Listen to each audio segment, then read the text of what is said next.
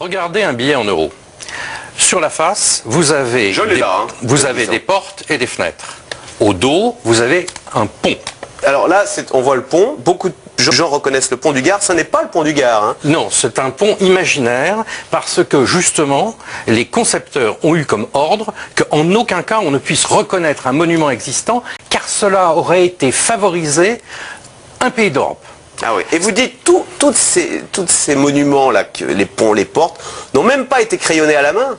Alors tous ces billets sont inhumains dans la mesure où les couleurs sont choisies pour ne pas être naturelles, où tous les dessins sont faits par ordinateur. La seule chose humaine sur un billet d'euro, c'est la signature du président de la BCE. Tout est déshumanisé. Comment se fait-il que l'Europe, qui a un patrimoine humain et culturel et de monuments si riches, ait refusé de mettre sur ses billets je ne sais pas moi, Léonard de Vinci, la Tour Eiffel, la porte de Brandebourg? C'est malheureusement très simple, c'est-à-dire que l'idée des fonctionnaires de Bruxelles était de supprimer toute référence nationale. Il fallait tuer l'idée de nation.